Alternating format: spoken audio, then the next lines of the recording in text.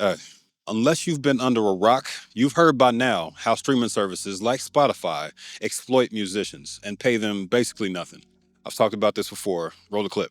The founder and CEO of Spotify, the biggest music streaming service in the world, seems to think that making music is free. In May, Daniel Ek tweeted, "Today, with the cost of creating content being close to zero, people can share an incredible amount of content." What he said. That video and a lot of other ones on YouTube have gone over the basics, how Spotify and other streaming services take the lion's share of the cake and leave a slice for us as if that's enough to pay our bills with. I'm not here to complain about the problem anymore.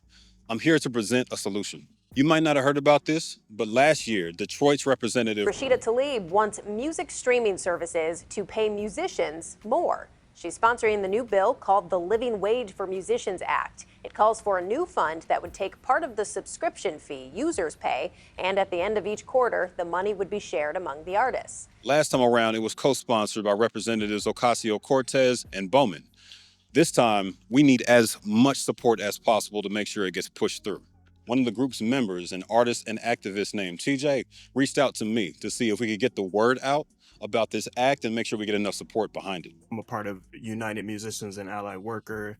I was curious about how the impact of this bill would help change the music economy and how would it change it for fans? He's been doing the work on the ground and helped me link up with other artists like Big Mucci and Levi Kreis. They represent very different genres, but they came together with one message. I'm here to tell y'all what it is and why you should support it. Before we get into what the bill is, I should probably tell you what this group is all about. They're a nonprofit and they act like a nonprofit. They have a steering committee, they have a venues committee, and they have a streaming committee. They meet several times a month, they're highly organized, and they're accepting donations. In 2025, being paid fairly for being a musician can feel like winning the lottery, and it shouldn't be that way. I'm 26, I've been in it for 10 years, and it's horrible. It is so exploitative, and it's pretty unfortunate that I bare my soul in my songs, and I talk to my fans, and I put all this hard work into the music that I make, and random people that I don't know get to profit off of it, while I have to go on tour for 9 months.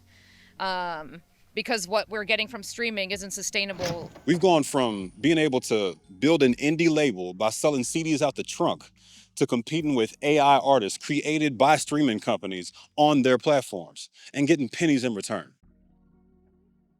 What was very shocking in hearing from independent artists here in Detroit, the birthplace of Motown, and we have an amazing music community here, an artist community, and people that produce music here. It was during the pandemic, and right at the end of the pandemic, the kind of the heart of the pandemic, there was all these bailouts for restaurants, right, hotels, and these independent artists approached me and said, "Do you know we made most of our money from live performances? That was really where we were able to pay our rent and buy food and live off of, is the live performances, not streaming." Even though 84% of music now is through the streaming services, and these are hours and days and money they can never ever get back. And that's when I think, United Musicians and Allied Workers started really organizing around this. Think about it, you're going to be like, there's a lot of people who sacrifice, their job for this music career. Yeah. And, it might not take off, and now they're in debt. Child support, now they're losing their driver's license and all that because they're like, well, what you mean? Well, I've been trying to pursue my career in music, and then they go to work and then work take the whole check from you. Yeah. So it's like, what do? It's like they put it to the point where you got to be dependent on doing something. You won't be able to relax because you constantly trying to, build up some kind of revenue for you to live. AI music saturating Spotify. It's like when you have this, that's the thing that I would say is the first thing I'll start with is hope, because AI cannot replicate the human experience in lyric, in melody, in song. If you want wallpaper, good, you got it. Go and sign up on Suno, make your wallpaper and cash in. when we met, it was in the midst of COVID, Yep. and that one-to-one connection with audiences was now truncated, right? It was purely digital. It was not going outside and doing tours and that type of thing. Like, Yeah. how do you maintain that relationship with streaming only and balance that with wanting to like be able to make a living wage? That is when Patreon, I doubled down on Patreon a lot about that time, right? Because then I was thinking, this is a unique situation. I'm never home this much. I'm usually on the road, usually about 8 months of the year. So I got creative with behind the scenes, with creating, with all sorts of stuff. But I also was very clear with myself that if I was doing a live stream, I'm not a comment reader. I want to talk back. I'm not going to just watch like participation, seeing the like everybody's contribution to what you're doing, like personalized. But that's my forte. That's my gift. I can do that. First order of business for this act is to establish a nonprofit artist compensation royalty fund, which is funded by fees on subscriptions for streaming services and their ad revenue. They should not be able to run ads on your music without paying their fair share. These payments bypass labels, going directly to the artists. When you're joining this fund, you're joining in the spirit of supporting the entire indie artist community. They took that into consideration when they established a per-track payout cap. Let's say, for example, 1 million streams a month. Anything beyond that goes to paying out the rest of the artists in the fund more equitably. Everybody doesn't make the same thing, but there's a limit to how much you can take from the fund, if that makes sense. We're in 2025, and you're talking about 800,000 streams is what it's going to take for you to make $15 an hour, TJ. It's unfair. And I think that metric is why I continue to like teach in my community and those types of things.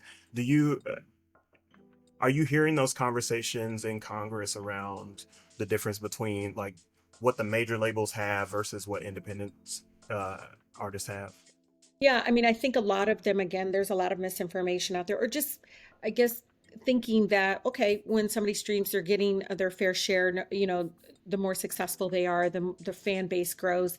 But that's not happening, again, for independent artists or folks that are not, they're not Taylor Swift. I know people use her as an example, but it's true. They're not at that level. And that's why the way we set up the bill, too, is that we cap it so that, again, this is not about those that are already thriving in a way that's just good for them in that sense, but there's all these other artists on these streaming services that are just not getting the equitable access to the funds that are that they're producing.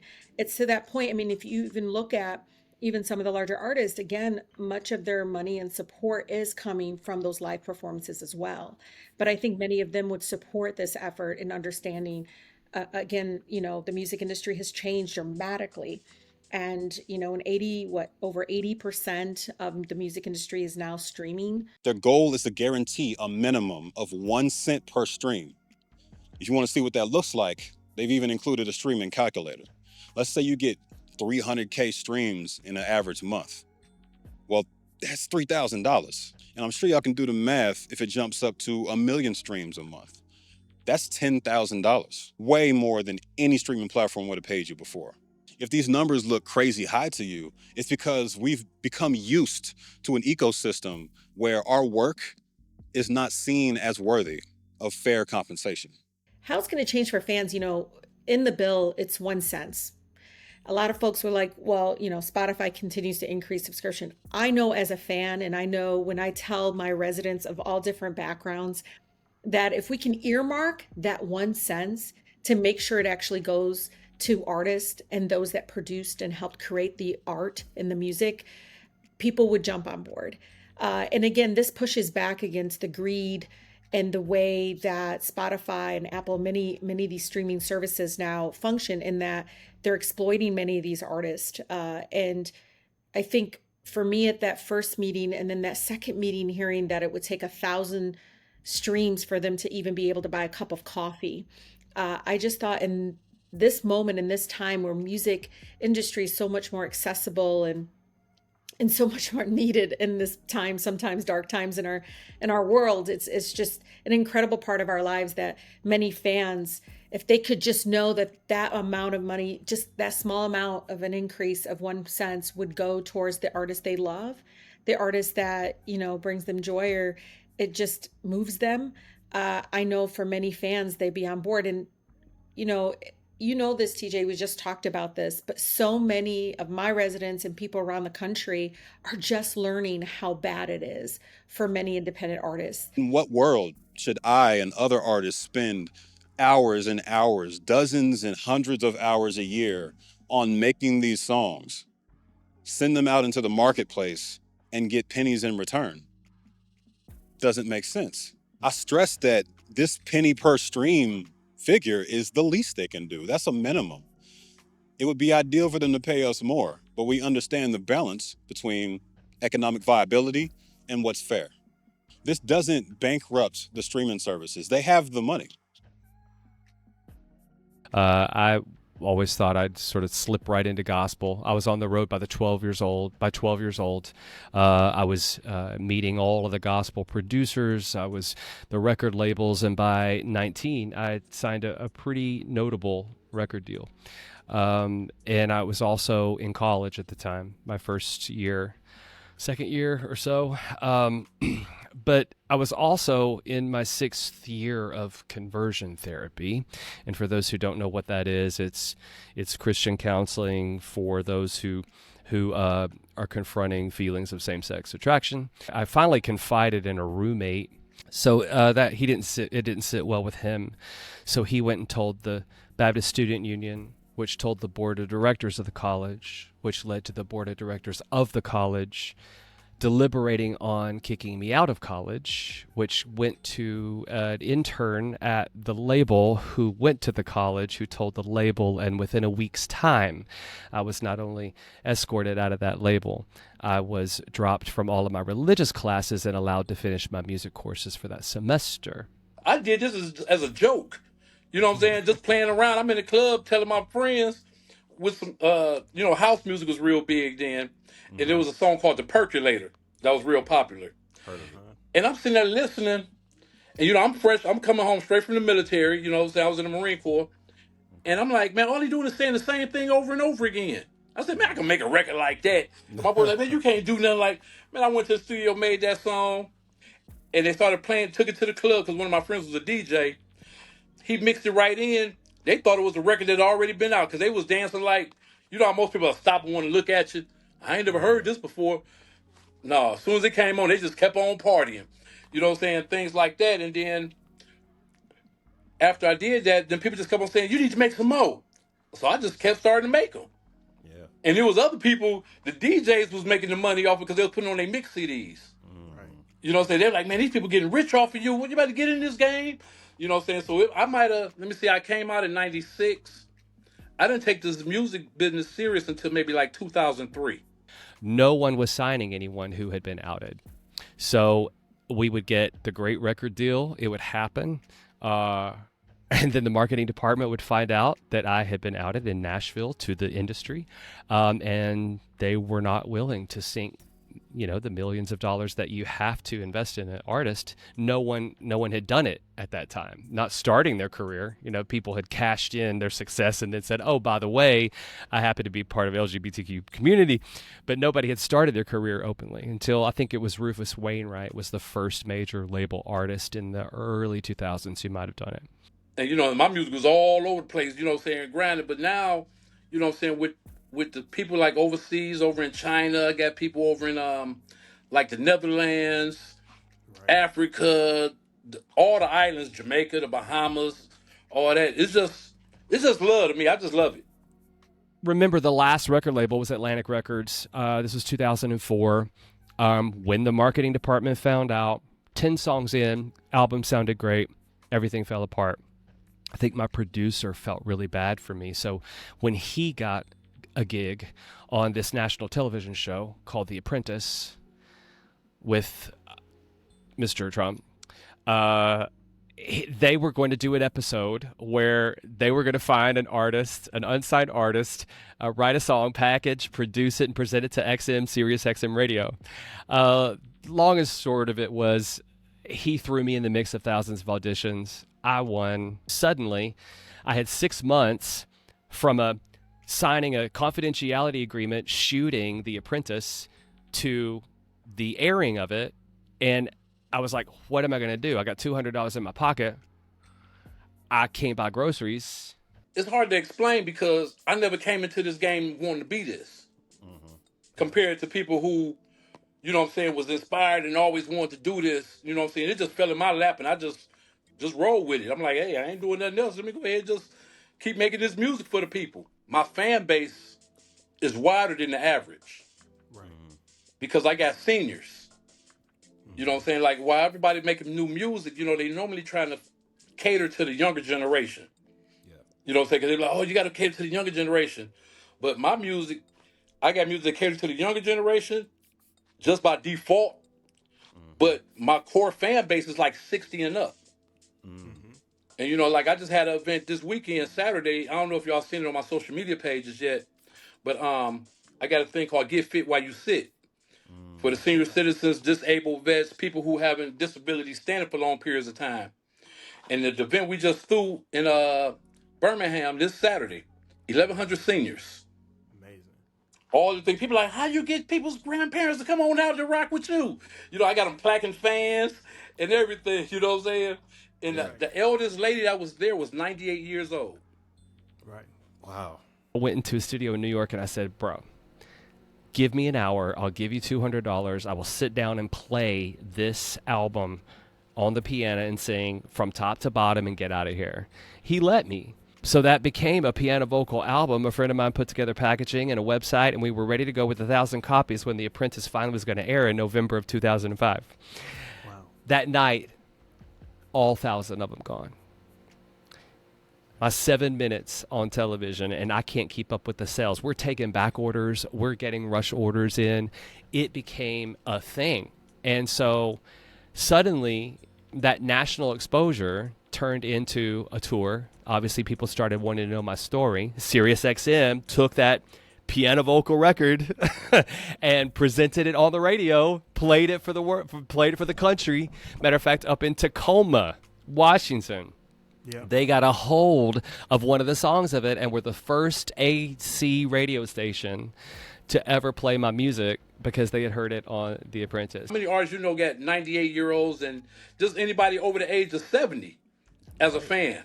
No, none I can think of. Yeah. No. Yeah, that's impressive. Yeah, so it'd be hard because people are like, man, they play your stuff all over. But, you know, a lot of the elders, they're not, like, into the social media thing. Sure. Right. Like that. So people are like, man, you should have way more followers than what you got. I said, my seniors, they don't know about doing the follow, share, like, and all that. You know what I'm saying? They'll just type my name in, watch the videos like on YouTube. They don't know about going to subscribe and, you know what I'm saying, doing that things like that. But when I come to their city, they come out. So I now, no manager, no label, don't know what's going on, selling CDs out of my car, and now people are like grabbing that piano vocal stuff and putting it on Days of Our Lives soap opera and Young and the Restless. And I'm getting TV placements with a $200 piano vocal CD that I did back in New York City, which is crazy. Yeah, that's crazy. But then I got a call from someone who said, have you ever like done a national tour? I said, well, I've toured gospel music my whole life. He goes, well, how about all the Pride circuit? And so all of a sudden now, all the LGBT magazines, not only nationwide, globally, by that time, that started like a 4 or 5 year period where my music became the story, the activism, talking about what had happened at college, what had happened with conversion therapy, what had happened with the labels, and why my voice couldn't be heard in that weird period of time of just growing up in the late 90s and early 2000s. So that sort of established me as one of the singer-songwriters. I wasn't the only one. We were called the out music movement because there were a lot of people like me who wouldn't get traction because of their sexuality. I'm not going to pretend I was ever a major artist, but I put a lot of work in and I had my highs and I also had my lows. That's probably true of most musicians watching this.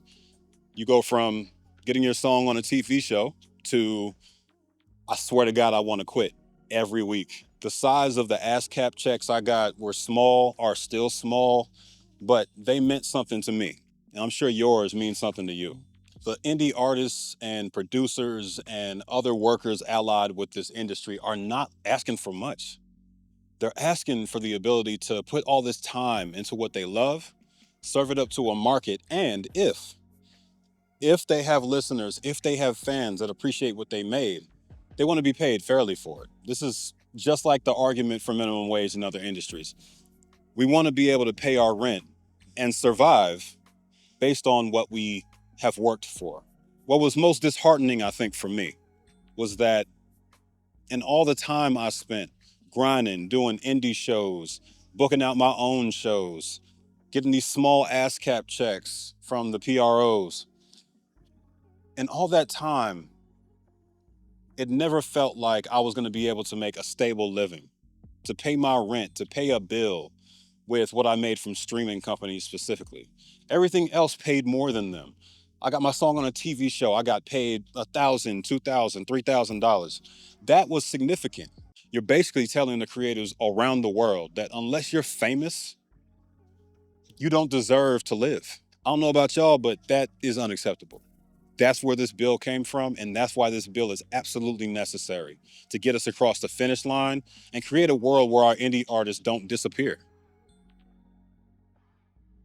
New York City Council passed a resolution to support this bill in May of this year. It has traction. People are seeing the viability in this model, and all it needs is support from me and you.